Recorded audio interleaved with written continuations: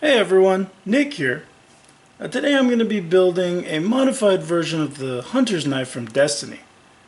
My brother's a huge fan, so I'm going to be making this for his birthday.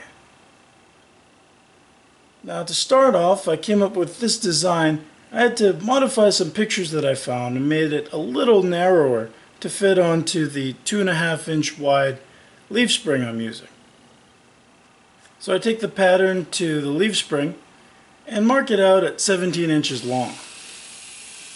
Then I go over to the angle grinder and use a cutoff disc to cut it to length. The leaf spring I'm using is a little more than 1/4 inch thick, so this knife is going to be really heavy even though I've made it a little narrower than the in-game version. Now that I've cut the piece I'm using, you can see that it's not straight. So what we're going to do now is put it in the forge. We're just going to flatten it up. I start up the forge, let it come up to temperature, and then I put my piece of steel in, and I leave it there until it gets to be an orange to almost yellow color. So something happened to my camera when I was trying to film this next part, and it didn't record any of it. So here you can see I'm finishing up straightening and doing the second half, but I really wish you guys could have seen the first part, as it really went from that curved shape and it flattened out beautifully. After straightening, I normalized the blank a few times and then just left it in my forge to cool down. Next, I traced my pattern onto the steel with some soapstone so that I have something to work with. Now my brother's a really big guy, so I'm making the finger holes a little bit bigger so that they'll fit his hands. So it's going to be a little different than the in-game knife in that respect too. Now, there are lots of ways to cut the finger holes. One way would be to use a hole saw, but what I'm doing here is drilling a sequence of small 1/8 inch holes, and then I'm going to be cutting them out.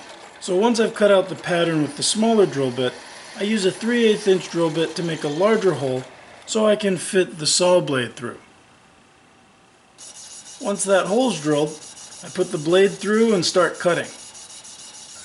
Now this is pretty tedious work, and it took about 20 minutes for me to cut all of the holes in the knife, both the handle holes and the hole in the blade. Then I took a round file and started knocking down all the high spots. And once I've finished that, I smoothed it out with a half round file and then started working on rounding and beveling the inside of the grip so that it's nice and easy to hold on to. Once I roughed those in, I used a drum sander to really smooth it out and finish it up. So here's the knife. Now we can start working on cutting the outline of the knife and cleaning it up. So I go back to the angle grinder with a cutoff wheel, and I'm just cutting all the excess metal away. So the tip is straightforward, and then I start cutting the gut hook. I just cut fairly close to the outline. Later on I'll come back and finish it up with the grinding wheel.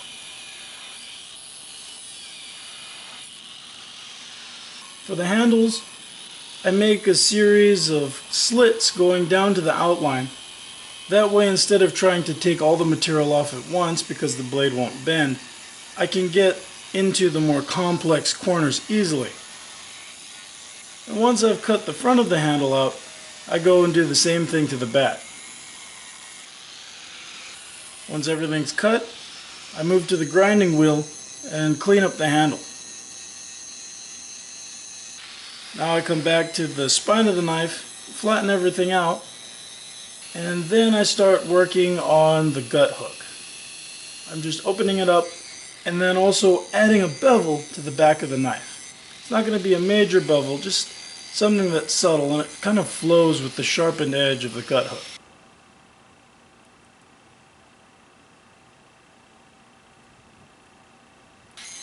So now I go back to the handle and I'm adding a bevel to the outside, just like the bevel on the inside of the handle. I want everything to be nice and smooth so that when you're holding on to it, it doesn't bite into your hand. Even though this is going to be wrapped, the wrap is pretty crude, and there are some places where the underlying metal is going to be exposed. When I'm trying to grind something that's rounded or has rounded edges, I make sure to be very light and just barely touch the grinder to it. You don't want to dig in and cause any divots or really flatten any place out.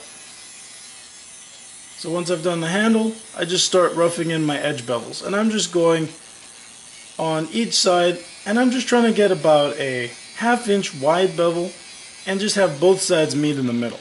Really straightforward. So once everything looks good and both bevels are even, I start rough sanding everything. Just using a 120 grit flap sanding wheel, I make sure to finish up the handle, and I'm also finishing up the blade.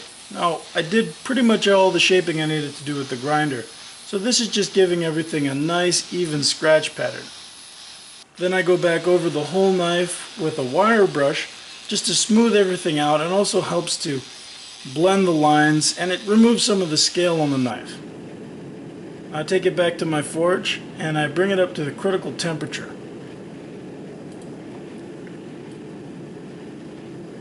Now it took quite a while to get this up to temperature because I'm working with a lot of steel here. But once I got it up to non-magnetic, I took it just a little bit further and then dunked it into a container of oil. Now I'm just using canola oil for this. You can see that I got some hardening on the edge, so I'm pretty happy with it. Then I take it and I put it in my oven at 400 degrees for about an hour until the edges are a straw color. Then I take it back to the wire wheel, and I've sped up the video so you can see just how much of a transformation this is. It just really blends all the colors, and it gives it that sort of distressed look that you see in the game. So here it is. I went ahead, used some gutted paracord to make a very disorganized and very rough looking wrap.